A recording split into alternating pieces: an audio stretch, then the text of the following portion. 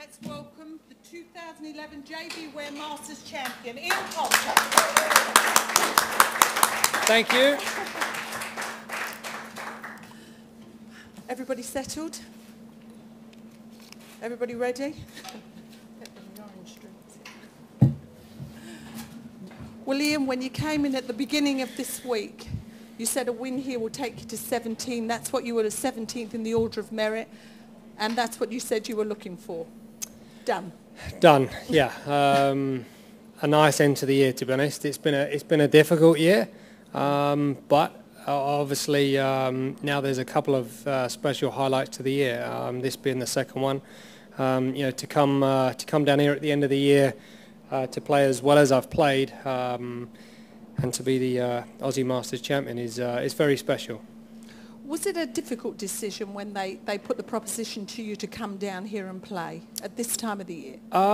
Well, I was always taking January off, so it was just it worked in the schedule perfectly. The way the end of the year scheduling changed a little bit this year, it was nice to add it. I haven't been to Australia for a few years. I think the Johnny Walker was the last time I come to play, so it was just great for me to come. I've played Royal Melbourne around the corner, but never Victoria, so it was an easy decision. Terrific. Questions, please. Steve. Ian, it was billed as a bit of a match play situation between you and Jeff. How important was that tee shot at 1?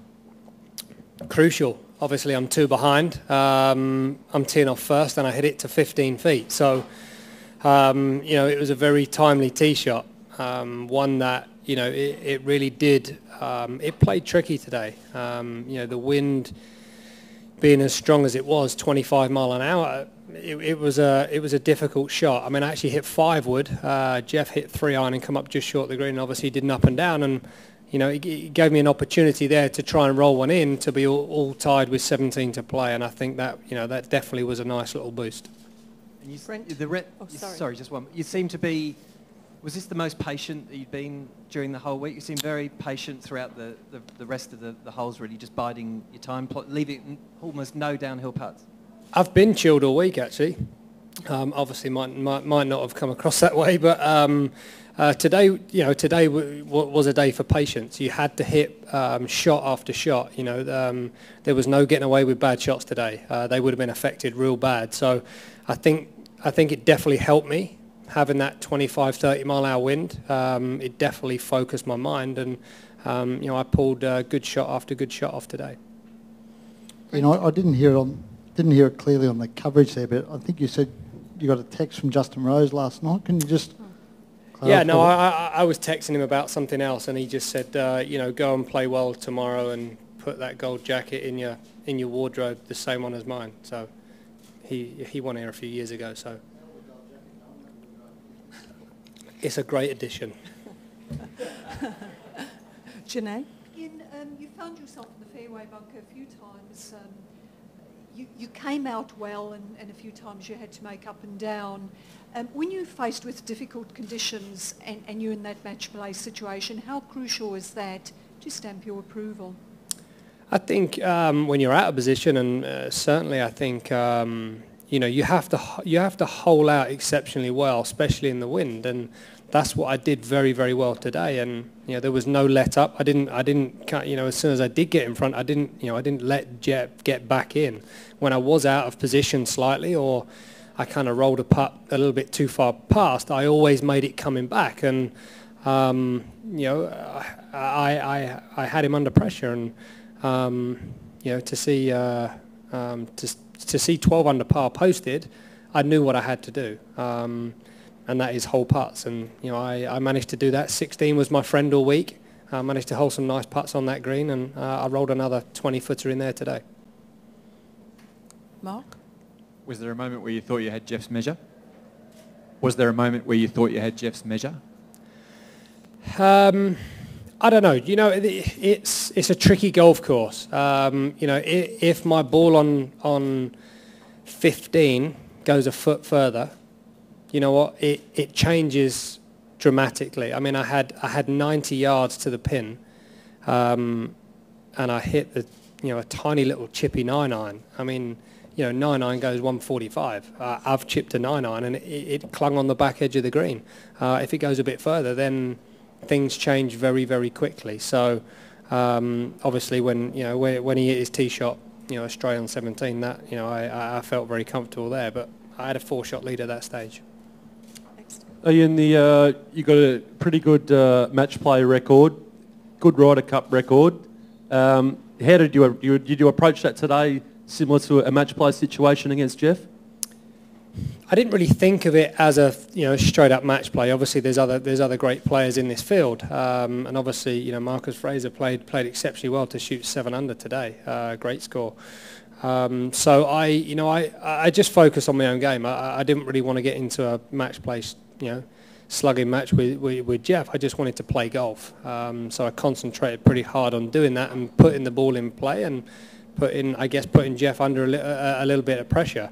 For me to win this tournament at the end of the year in a Ryder Cup year puts world ranking points on the board for me, and that's very important to do that. Sinead? Awkward question, but can you quantify in some way or another what this ranking will do to you? You did say at the start of the week a lot hinged on this result. It would move. I mean, it will move me 10 or 12 spots up the world ranking position. I haven't seen the posted numbers for the world rankings for this tournament yet. I'll have a look tomorrow. But any win, whether it's in Asia, in Europe, in America, moves you forward, and that's how we work out how well we play during a year, is where you finish in the world rankings. That's the only way we can work out how well we've played or poorly we've played. Take a look at the world rankings; they don't lie. I'm happy. I needed to play well this week. Steve? Obviously Ryder Cup year, majors, but with this title, is it something that if it's possible, would you like to defend it? Sure, absolutely. I mean, if it fits in the schedule. I haven't had a look at the back end of the year as yet. I haven't booked anything in the back end of the year as yet. I mean, I've kind of only done my schedule up until USPGA. So I haven't even looked at what events are in what weeks. Europe swapped a couple of events around on us this year, and they pushed the race to Dubai a bit further back. So, and I don't know what this goes up against, but yeah, I'd love to come back and play. The Sandbelt courses are fantastic. Ian, what's on for Christmas? It's a nice little gift. A great big turkey. Do you fly out for that turkey tonight, or do you get to relax for a couple of days, or straight into some time off? I fly back tomorrow morning. I land Monday night, and then on Wednesday or Thursday I'm flying down to Doral for a day to see, there's a junior tournament down there, and IJP Design have got a new junior collection coming out, so I'll be down there seeing all the kids and giving IJP Design juniors a good plug before coming back up for Christmas. Mark? Ian, with the greatest respect, you're renowned as a fighter. Does that... Not literally, but... does that sort of round sort of typify that? Do you know, for me, it was a pure ball striking round of golf. The last couple of holes, I guess I lost a bit of concentration. I needed a lot of concentration on the 17th tee shot. That was the one that could have caught me. I hit it straight down the middle of the fairway, and then from there I guess my concentration went a bit, but it was flawless the whole day. I was very happy how I approached every shot. I hit my targets. It was fairly methodical, but it was for me it was a nice round of golf. But that tag doesn't bug you? Sorry? The fighter tag doesn't bug you? Hey, I love being in contention. That's why I play this game of golf. If you're down the field, there's no adrenaline, there's no excitement, there's no real interest. So that's why I practice hard, is to put myself in this position, to enjoy the fact of being under pressure, because you find out who you are. Bruce? Ian, I know you've been inside the top 10 in the world rankings before. What has been your highest ranking? 5. Okay, thanks.